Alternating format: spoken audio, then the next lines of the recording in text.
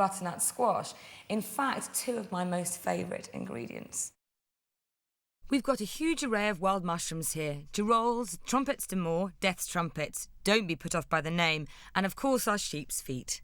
But that could be a small cow's foot, frankly. I think it's enormous. The first thing to do is to trim the stems and chop up the larger mushrooms.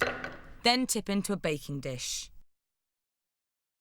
Now, onto the topping. Finely chop one shallot. Next, take 1 head of garlic. Oh, shall I do that? Shall I grab Yes, that? do. OK.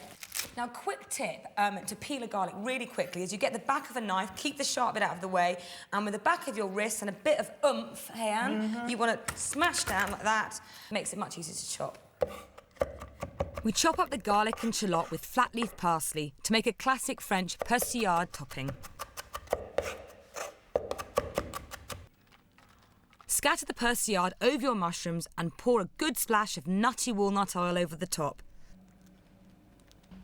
Then season with black pepper.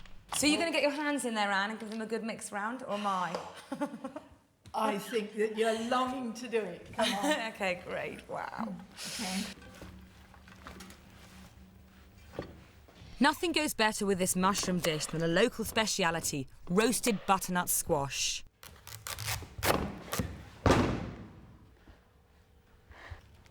Scoop out the seeds and cut the squash into even-sized pieces. Brush generously with butter and olive oil. Now for the herbs. Now, I think sage and butternut squash is a marriage made in heaven. I think it's the savouriness of the sage and the sweetness of the butternut squash that works so brilliantly. And I love it so much. Hardy herbs are best when it comes to roasting, so we're using thyme, rosemary and my favourite, sage. Chefs aren't showing off when they're doing this. It's so that they evenly get the sugar or the salt over your ingredients. Our roasted mushrooms and butternut squash go into the oven for about 45 minutes. Time to put our feet up and have a glass of wine.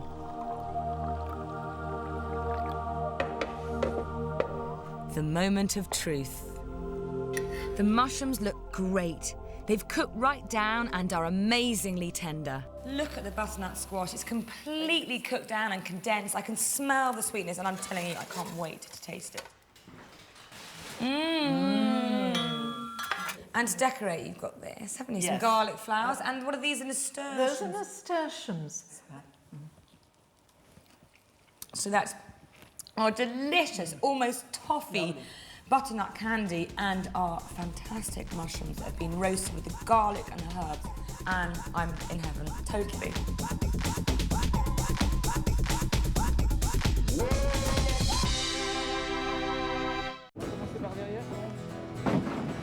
It's been argued that however famous Burgundy is for its food, it's even better known for its wine.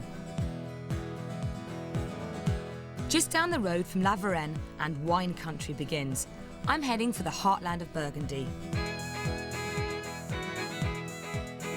This is the hallowed terrain of the Côte d'Or, the Golden Slope, one of the most famous stretches of vineyards in the world. There are two main grape varieties here in Burgundy, the Pinot Noir for reds and the Chardonnay for whites. The locals have got a lot to thank the Romans for. They were the ones who brought the wine grape to Burgundy, followed by the Cistercian monks who had the good sense to start planting the vineyards.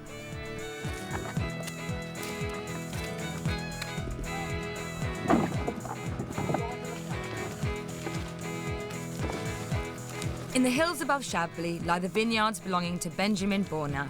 At 27, he's one of the youngest winemakers in Burgundy. Just let me ask you, what makes Burgundy wine so fantastic? Well, the ground is different. It's unique.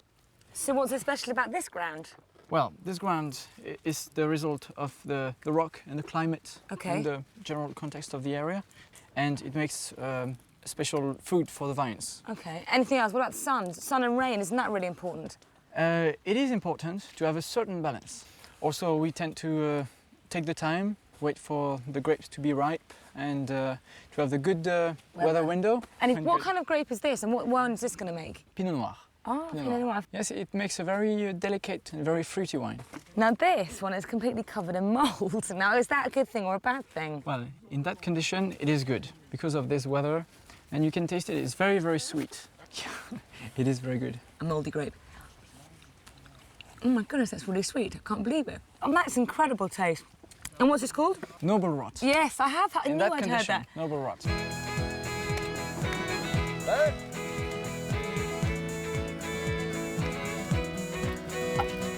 100,000 bunches of grapes have been picked here each day for the last 2 weeks. And this is the last bunch on the last vine on the last day of Benjamin's harvest. And that means just one thing. A great fight!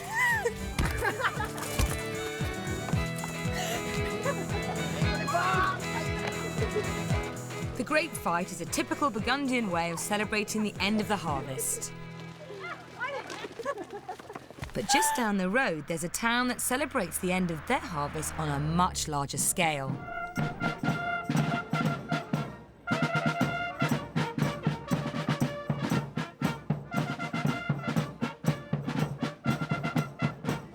I'm here in Chalon-sur-Saône in southern Burgundy, and this lot are all winemakers. It's the end of the harvest and they're ready to party.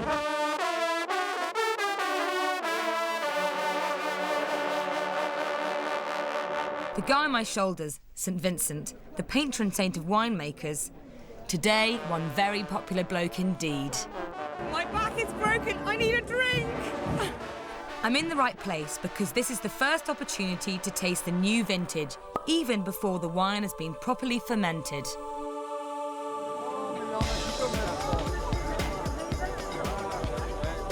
This may look like apple juice, but in fact it's the local Chardonnay. It's been through the first stage of pressing and fermentation, and we get a sneak taste. Pretty punchy, but I think it's going to be fantastic in a year's time. There are literally hundreds of people here, all enjoying the wine that they've harvested and made themselves. It doesn't matter that it won't be ready for another year. To them, it tastes like nectar. The locals have invited me to carry on celebrating with them and share their 4-course banquet. The winemakers have worked hard, and this is their well-deserved reward. The Great Burgundy Red certainly deserves its world-famous status. It's so rich and ripe, and like Burgundy's food, has a kind of full-bodied, rustic warmth. This is one very sophisticated country wine.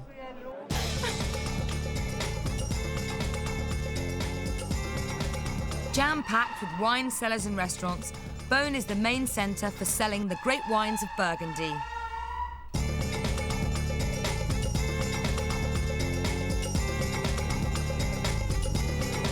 The Hospice de Beaune, originally set up to look after the poor, is now the owner of a large number of the best local vineyards. The Hospice stands as the landmark to the great wines of Burgundy far and wide. The town of Beaune is the wine capital of Burgundy. Set in the middle of the best vineyards in the region, this is one place where drinking wine is taken very seriously indeed.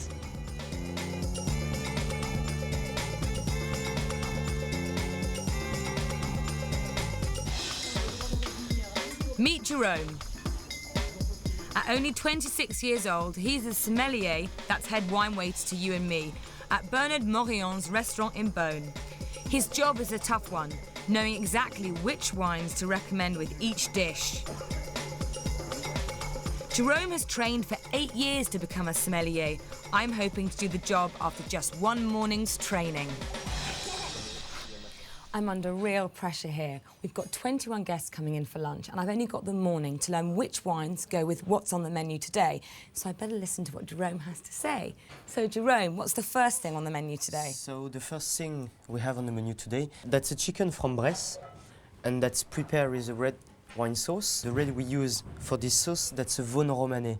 Okay. So the best way to eat this chicken is with the red wine, come from Vosne Romanée, from La Côte de Nuit. So you're marrying the wine that's in the dish with the same wine, because that often Yeah. can be quite difficult, but No, I'll see if it works yeah, in this case. That's the best way.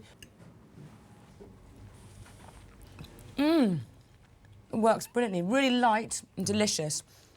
What wouldn't work with this? What would be a bad thing to drink? Like this. Just And what's that? try this. That's a Meursault. It's not going to work, OK?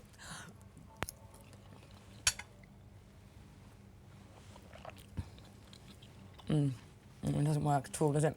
Ugh. Now on to one of my favourite courses, the cheese course. So the first one, that's a délice de pommard. That's fresh cow cheese mixed with crushed mustard. And you find the délice de pommard just in Burgundy. That is so delicious. Yeah, fresh. But it's not at all overpowering. Because we stay on 99, it's young, so we stay on the fruit. It's fat about the fruit. Oh, but it's depth. It's deep, isn't it? I'm very happy. But have I learnt enough from Jerome to face 21 thirsty customers?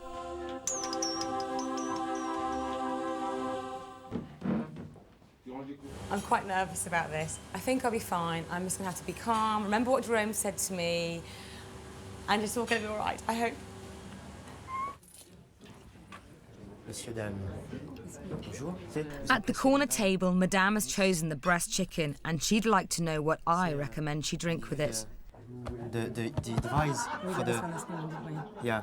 And remember, it was unusual, wasn't it? Because it was red with Yeah, that's it. the chicken, and it was the bone, Yeah, just... bone ramené. that's it. So Je pense just... que c'est le bone ramené. C'est bon. C'est 1997. Tout à fait. Oui, c'est ça? C'est ça. 1997. Je pense que c'était meilleur avec le poulet. That was right. Is that right? It's fine. Nice. Okay, the lady in the greens just ordered the chicken, and fortunately I remembered that that was the Vin Romanée 1997. And I remembered it because unusual red wine with chicken. I think Jerome's going to pour the white, and I'm going to have to pour the red in a minute. So I'm a bit nervous. Fine. It's the moment of truth. Madame's chicken arrives. Will she like the wine I recommended to go with it?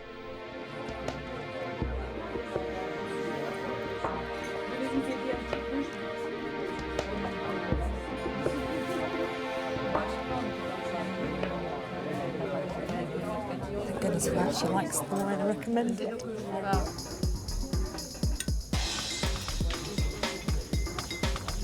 That was so nerve-wracking. I really had no idea it was that complicated. There's etiquette, there's names to remember, there's numbers to remember, there's sides, there's women first. It was so complicated, and frankly, all I want now is a hot dog and a large glass of red wine.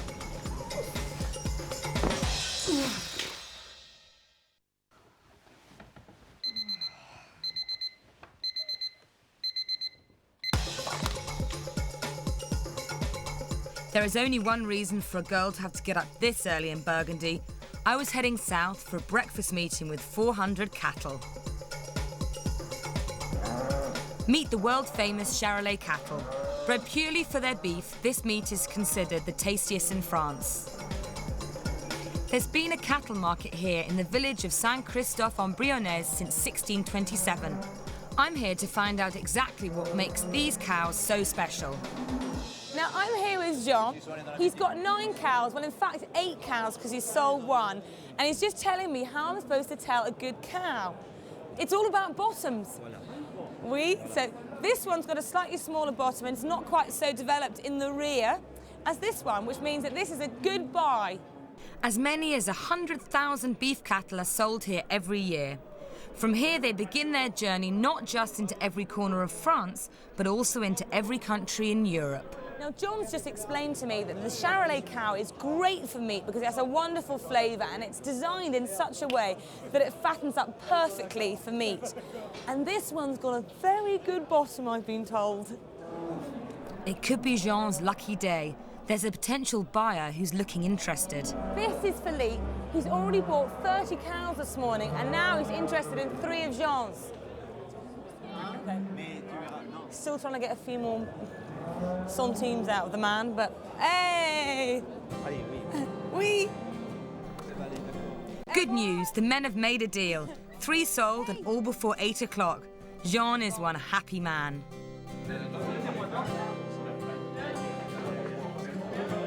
Merci! these guys have been up since 2:30 this morning and they've worked on a pretty big appetite. And there's only one thing that'll do for their breakfast, and that's entrecôte steak, fries, and a fortifying glass of red wine. Santé! As well as making a tasty steak, Charolais beef is the main ingredient in Burgundy's signature dish, beef bourguignon, beef cooked in red wine. I've learned so much since embarking on my journey and want to put it to good use. So I'm going to make one of the world's most famous stews. Beef bourguignon is the ultimate comfort food. It's the kind of food that when you eat it, it gives you a huge hug. The most important ingredient is your beef, so don't skimp on your beef. First thing I'm going to do to my beef is marinate it. So grab an onion, and you don't have to chop this up neatly. This is really rough and ready food.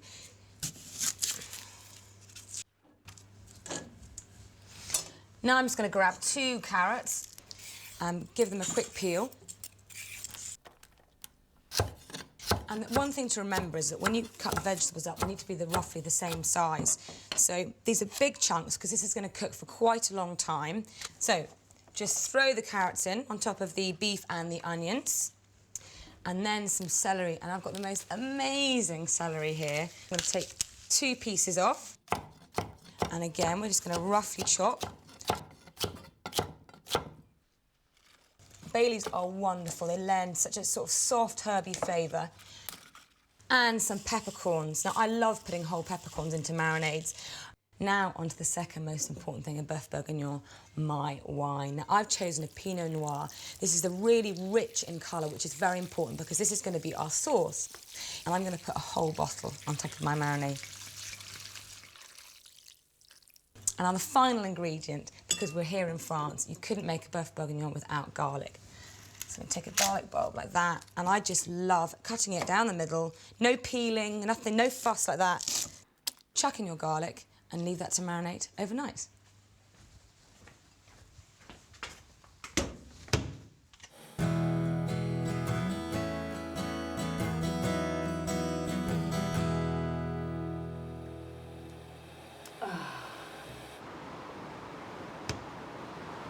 Now, this is the best bit, the cooking. I've drained my meat, it's been marinating overnight, and you can see the colour. It's completely different now. That's because it's absorbed all the delicious wine. I separated the vegetables and I've thrown away the peppercorns because they would blow your head off if you had that many peppercorns in your Beef Bourguignon. This is one of my favourite ingredients, poitrine fumée, as it's known in France. It's basically smoked bacon, and it's absolutely delicious. It lends a really sort of slightly savoury taste to the dish.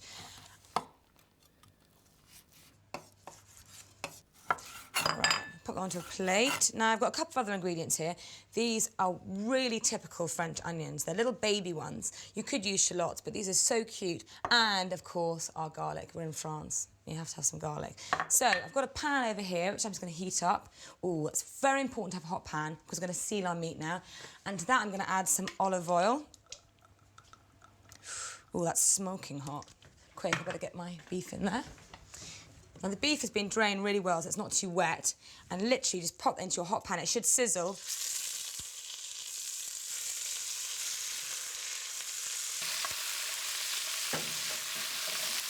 This is sole gris. It's like a grey sea salt, quite coarse, the most wonderful flavour, really natural ingredient.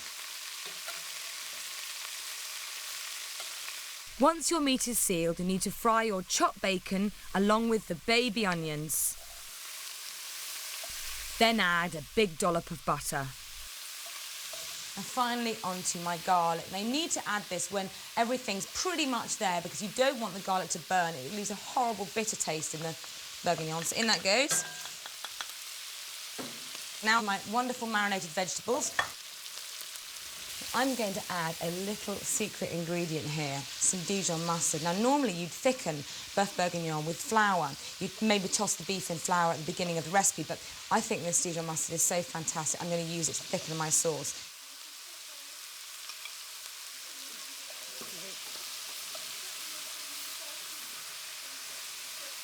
We just throw back in our beef, along with all the lovely juices that have settled at the bottom of that dish. OK, that's sizzling away nicely. So onto our drained marinade juices. Just pour that over the top, and we're nearly there. Okay, the lid goes on. This is going to cook for about 2.5 hours on top of the stove, and I can tell you, when you come back, it's going to be delicious. I'm very excited. Oh, wow, that smells fantastic. I just can't wait to eat this. But I've got something else I'm going to have with this, which is really naughty but delicious, mashed potato. I've just got some mashed potato here, and to that I'm going to add some blanched and pureed chives and parsley, which is going to give it the most amazing green colour and flavour. A bit of butter and cream, because at the end of the day, this is comfort food. Now, the Dijon mustard has made this sauce so rich and so delicious. Oh, this is going to be so scrummy. I'm going to put a few chives over the top, like that.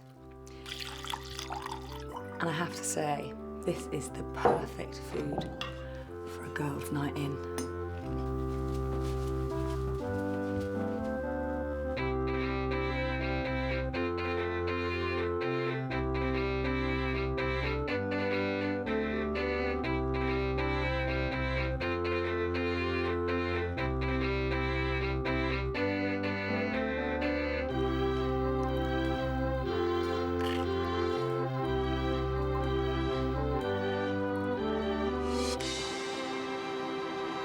Sadly, it's back to London for me. Burgundy has been fab, totally lived up to my expectations. My favourite bits? Parching with the locals at the wine festival, despite a rather heavy weight on my shoulders. Cooking frog's legs with Bernard Loiseau. Aphrodisiac overload in this kitchen. A great fight! And celebrating the end of the harvest in true local style. But for now, as they say here in France, à la prochaine, till the next time.